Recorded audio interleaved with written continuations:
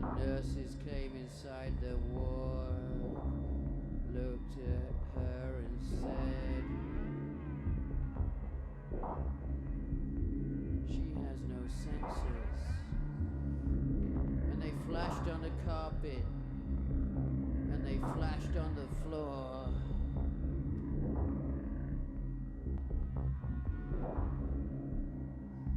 Hamburger lady, hamburger lady.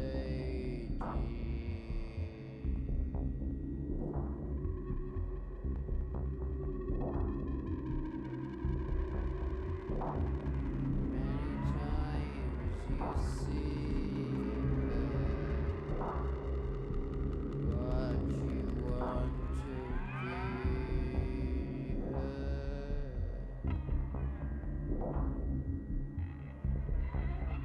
Hamburger lady. The audience was always important to us because our main focus has been communication anyway, so the live events were very important. So now again they are.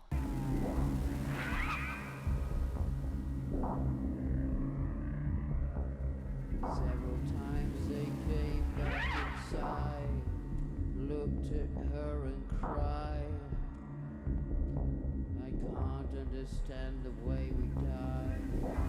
I can't understand why."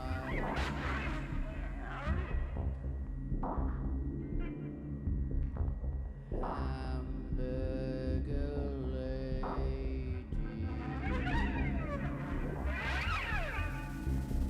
hamburger lady. We got together about 3 years ago, was it? Yeah. Originally, yeah. Yeah. Is that the first time we went into the studio together after such a long time, after 20 years or more. We fitted in, we slotted in together and gelled and produced music within minutes, and it just seemed like we'd never been away. It was like being in a time warp or something. It was like none of that had ever happened. The 20-year gap between had just evaporated. It was incredible. It was a great feeling. Yeah, I don't know how to explain it. No, I can't explain And it it's probably really. just as well we can't. It's just something that happens. We just feed off one another and we just click in and that's it. It's almost like a psychic link between us all, you know. It's still there. We've still got the same inertia and isolation and fear in society again that was going on in the mid-70s. And I think it's always the case that when artists see the breakdown of hope, then it's their job to try and inspire people again. And I think that's another reason we're back together, is to inspire and remind people that they can do something.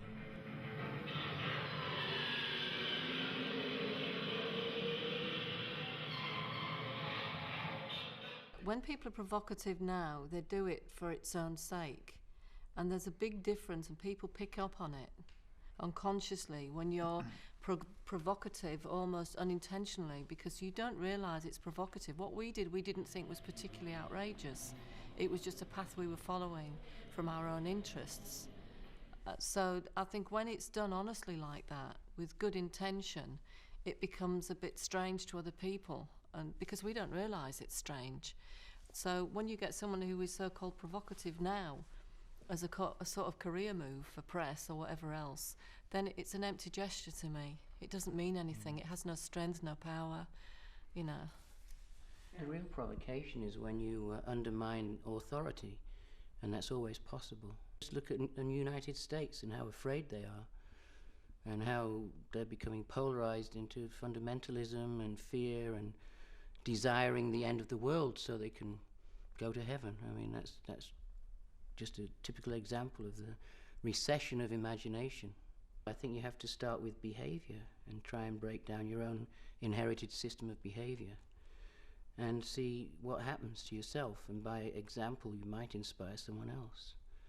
The most important thing to do is to try and always look at what you did before and then do something different. It's not that difficult. I think there is a tendency with people, not only in creativity, but in other fields as well, where when they find a formula, they stick with it because it's safe. Whereas with us, we tend to, once we've done something, we don't see the point of repeating it. And I know people might say, well, you do repeat it because you do, you know, you've done the gigs again sort of thing, you've done the same tracks, but we never do anything the same because none of us can write music, so there's no way we're going to perform, you know, some of the better known tracks like Discipline or something like that, so that even like that they could sing along with it, you know, because people expect, it's that expectation that you've always got to subvert as well.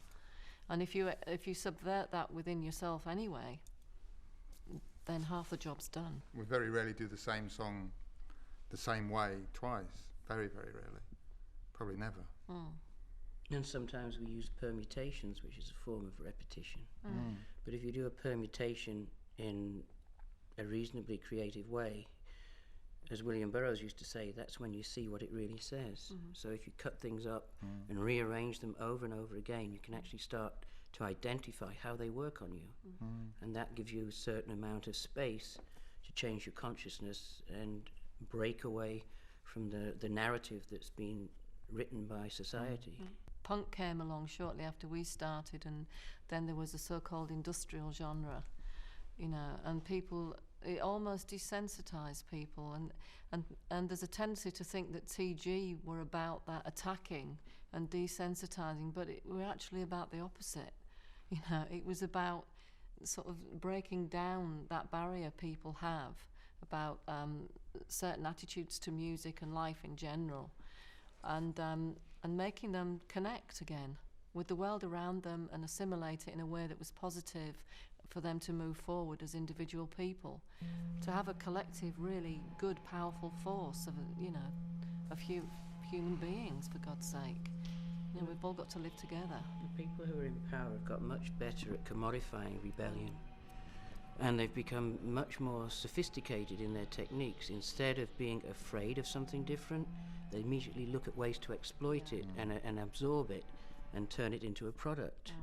So the whole strategy has to become something different from head-on confrontation. And one of the things we've talked about amongst ourselves is seduction as a strategy, to be much softer and more appealing and seductive, and thereby give us sort of hesitation to the usual dynamic that happens in terms of those who would prefer us not to speak. So you catch them off guard by not being aggressive, but by being seductive. We manipulate people without a finite message. We teach them to wake up and think and perceive things slightly differently, but we don't say what they should look at. That's the difference. Splitting sky, splitting sky.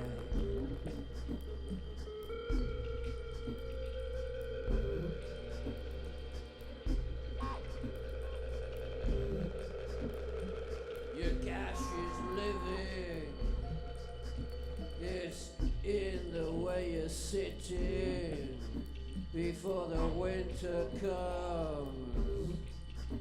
In reverie you gas, you're grinding, you're finding, you're grinding down. Splitting sky, splitting sky. Now born dream, once track seed. Maybe now your dream. I mean, I'm not legally allowed to go into any toilets in America because I can't go in the men's toilet. I can't go into the women's toilet because I'm transgendered, so it's not necessarily resolved. There's still lots of battles to fight, lots of ways to change. I'm personally against the idea of being male or female, so there's always another battle to fight. People assume that the way they're born biologically is how they're supposed to be, but there's no need for that anymore. We can actually imagine ourselves in any way we wish to be and build ourselves differently. And that idea is the same way I think that we use music, is to keep saying there's more possibilities. You can do it different ways. You don't have to keep sort of pleasing someone else, right? I think that one of the things about TG is that we've always we've always strived to be honest with what we were saying and what we were dealing with. And it didn't matter if that honesty, caused us to move into territory that was, personal or painful or, in areas that were not generally regarded as suitable material for songs or suitable material for films or suitable material for printed matter. And that honesty hopefully continues today in that when we make songs or make new work, we try to speak from the heart, and analyze the things that are interesting and are obsessing us now, regardless of whether there might be repercussions or, whether one might be attacked in the street or whatever. And it's about acceptance. It's like basically what Jen was saying.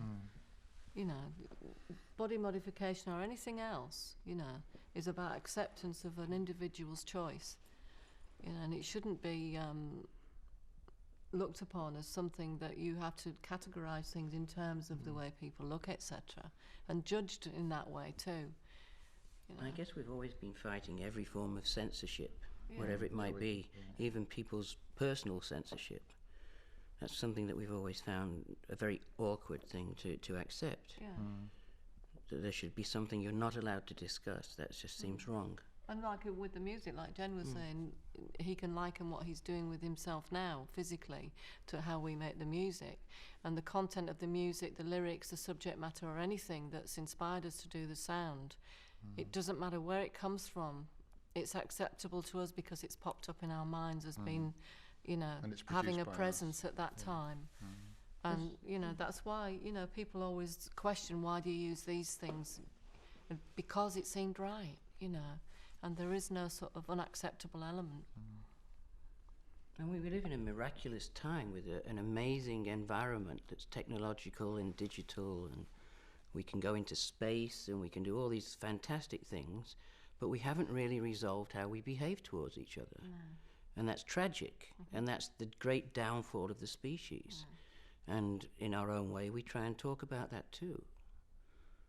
And we try and sort of build different proposals and different ways of doing things in the hope that other people will find some of it useful. That's the best you can do. Splitting sky turns my bones to snow, turns away, I know. Maybe it's an option, maybe not an option. Maybe it's the conception, maybe it's deception. Everywhere sings, everywhere brings, everywhere is what it wants to be when you come back and talk to me. Splitting sky,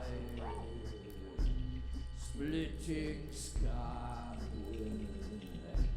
splitting sky, splitting sky.